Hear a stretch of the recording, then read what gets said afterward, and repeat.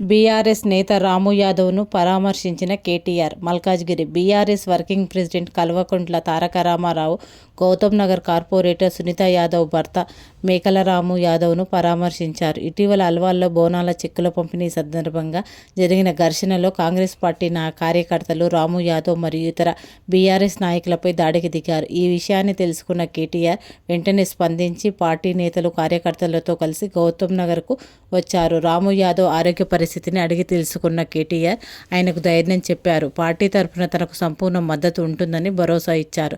కాంగ్రెస్ గూండాలు బీఆర్ఎస్ నాయకులపై దాడికి పాల్పడిన ఘటనను తీవ్రంగా ఖండించారు. బీఆర్ఎస్ పార్టీ మళ్లీ అధికారంలోకి రాబోతుందన్న విషయాన్ని గుర్తుంచుకోవాలని హెచ్చరించారు. అధికారంలో ఉన్న వారిని వెనకేసుకొని కొందరు అధికారులు ఇష్టారీతిన వ్యవహరిస్తే వారిని వదిలిపెట్టమని స్పష్టంగా తెలిపారు.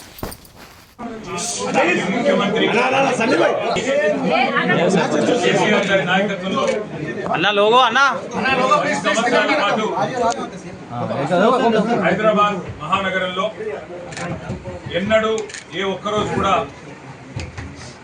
శాంతి భద్రతల సమస్య అనేది రాలేదు. నిజానికి తెలంగాణ రాష్ట్రం ఏర్పడ్డ నాడు చాలా మందికి చాలా అనుభవాలు ఉండేది. ఇక్కడ ఆంధ్ర తెలంగాణ పంచాయతీలు అయితే అని, హిందూ ముస్లిం పంచాయతీలు అయితే అని, నక్సలైట్లు చెలరేగిపోతారని రకరకాలుగా ఆ రోజు తెలంగాణ రాష్ట్రం ఏర్పడక ముందు మరి చాలామంది చాలా రకాలుగా రాష్ట్రం ఏర్పడద్దని చెప్పి ప్రయత్నాలు చేసిన విషయం కూడా మీకు తెలుసు. శాంతి భద్రతల సమస్య హైదరాబాద్ లాంటి మహానగరంలో తలెత్తుతుందని చెప్పి కూడా చాలా వక్రభాష అని చెప్పిన విషయం కూడా మీకు తెలుసు. కానీ 9.5 సంవత్సరాలు ఒక్కటంటే ఒక్క రోజు కూడా కర్ఫ్యూ పెట్టాల్సిన అవసరం లేకుండా, ఒక్కటంటే ఒక్కటి కూడా మరి గూండాగర్దీ కానీ, చిల్లర రౌడీ షీటర్లు వాళ్ళ దురాగతాలు కానీ ఇట్లాంటివి ఏవి కూడా లేకుండా 9.5-10 ఏళ్ల పాటు ప్రశాంతమైన వాతావరణంలో హైదరాబాద్ మహానగరం మరి కేసీఆర్ గారి నాయకత్వంలో ముందుకు పోయింది.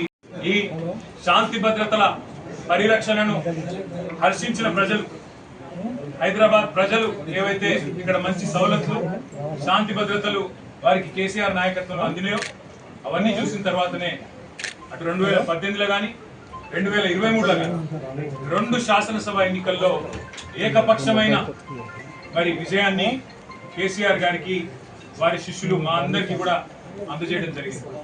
అట్లాగే చరిత్రలో ఎన్నడూ లేని విధంగా 2015 జిహెచ్ఎంసీలో ఆనాడు కార్పొరేషన్ ఎన్నికల్లో 99 సీట్లు సాధించి ఒక కొత్త రికార్డు నమోదు చేసినాం. మళ్ళీ రెండవసారి కూడా 2020 సంవత్సరంలో తిరిగి మళ్ళీ గులాబీ జెండానే ఏకపక్షంగా గెలిచి హైదరాబాద్ మీద తనకున్న పట్టును రుజువు చేసుకున్న విషయాన్ని కూడా నేను గుర్తు చేస్తా ఉన్నాను. కానీ హైదరాబాద్లో ఒక్క సీటు రాలేదనే కోపంతో, హైదరాబాద్ ప్రజల మీద పగబట్టి, హైదరాబాద్లో ఉన్న శాంతియుతమైన వాతావరణాన్ని చెడగొట్టైనా సరే మరి ఇక్కడ ఉండే నాయకులను, ఇక్కడ ఉండే మా సోదరులను రెచ్చగొట్టి అవసరమైతే శాంతి భద్రతల సమస్య సృష్టించైనా సరే ఈసారి గూండాగర్దీతోని, చిల్లర రాజకీయంతో గెలవాలనే ప్రయత్నం కాంగ్రెస్ పార్టీ చేస్తున్నట్టుగా కనబడతా ఉన్నది. నిజంగానే నిన్న మొన్న ఎవరు అంటే చెప్పేందుకే నేను కూడా ఇక్కడికి వచ్చిన. ఏ ఒక్కరి మీద ఒక చేయి పడ్డా, ఏ ఒక్కరి మీద దాడి జరిగినా మొత్తం రాష్ట్ర పార్టీ మొత్తం వస్తుంది. అందరం ఎమ్మెల్యేలం, ఎమ్మెల్సీలం, ప్రతి కార్యకర్త అవసరమైతే మరి మేము కూడా వదిలిపెట్టాం. ఆ తర్వాత జరిగే పరిణామాలకు ఈ రాష్ట్ర డీజీపీ, రాష్ట్ర ముఖ్యమంత్రి, రాష్ట్ర హోంమంత్రిగా ఉన్న వ్యక్తే బాధ్యత వహించాలని చెప్పి నేను హెచ్చరిస్తా ఉన్నాను. ఇలా చిల్లర రాజకీయాలు చేసిన కాదు, దమ్ముంటే మల్కాజ్గిరిలో పనిచేసి గెలువు. మల్కాజ్గిరిలో రేపు కార్పొరేషన్ ఎలక్షన్లు వస్తాయి, వచ్చి చెప్పు ప్రజలకు ఏం చేసినామో చెప్పు. మేము చెప్తాం 10 ఏళ్లలో మేమేం చేసినాం, మీరేం చేసినారో దమ్ముంటే చెప్పండి. అంతేగాని ఈ చిల్లర రాజకీయంతో భయపెడతాం, బెదిరిస్తాం, గుండాగర్దీతోనే నడిపిస్తాం అని ఎవడు అనుకున్నా, ఎవడైనా సరే, రేవంత్ రెడ్డి అయినా మన తొత్తులైనా సరే తప్పకుండా చెప్తా ఉన్నాం, దానికి తగ్గ ప్రతిఫలం అనుభవిస్తారు. ఇలా మా రాజశేఖర రెడ్డి గారు ఇక్కడ మంచిగా పనిచేస్తుంటే మీకు కళ్ళు మండుతున్నాయి, ఓర్వలేని తనం. ఆయన ఎంబడ కార్పొరేటర్లు ఇవాళ విస్తృతంగా తిరుగుతుంటే మీకు అర్థమైతలేదు. మీ ఎంబడ రాలేదు కాంగ్రెస్ పార్టీలకు అని చెప్పి ఈ రకంగా వ్యవహారం చేస్తా ఉన్నారు. వాళ్ళందరికీ మొత్తంగా పార్టీకి అండగా ఉంటాం. అవసరమైతే న్యాయ పోరాటం చేస్తాం. ఇలా ఎఫ్ఐఆర్లు చేస్తలేదు, మేము కంప్లైంట్ చేస్తేనేమో ఎఫ్ఐఆర్ ఉండదు. కానీ ఎవరి మీదనైతే దాడి జరుగుతుందో మళ్ళీ వాళ్ళ మీదనే ఉల్టా కేసులు బనాయిస్తారు.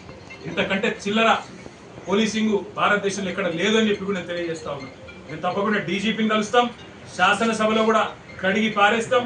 దాంతో పాటు తప్పకుండా ఏ వేదికలో మరి అధికారుల దురాగతాలను ఎండగట్టాలో అక్కడ ఎండగడతాం. మర్చిపోవద్దు, పోలీసులు కూడా ఇవాళ రీట్వీట్ల కేసులు పెడుతుండ్రు, ఇవాళ దాడి ఎవరి మీద జరిగిందో వాళ్ళ మీదే కేసులు పెడుతుండ్రు. రేపు ఇదే గతి మీకు కూడా తప్పదు. కాంగ్రెస్ నాయకులారా, కాంగ్రెస్ కార్యకర్తలారా యాది పెట్టుకోండి, తర్వాత బాధపడి లాభం లేదు. ఇప్పటికైనా ఒళ్ళు దగ్గర పెట్టుకోమని చెప్పి కోరుతూ మరి మా నాయకులందరినీ కూడా నేను ఒకటే కోరుతా ఉన్నాం, మల్కాజ్గిరిలో మన పని మనం చేసుకుంటూ పోదాం. పిచ్చి కుక్కలు కొన్ని మరుగుతూనే ఉంటాయి, వాటిని పట్టించుకోవాల్సిన అవసరం లేదు, వాటిని పేరు పెట్టి పిలవాల్సిన అవసరం కూడా లేదు. పిచ్చి కుక్కలు గాడిదలు తిరుగుతూనే ఉంటాయి రోడ్ల మీద, పని లేక పొద్దుపోక. వాళ్ళని పట్టించుకునే కర్మ కానీ వాళ్ళని కనీసంగా గుర్తించాల్సిన కర్మ కానీ మనకు లేదు.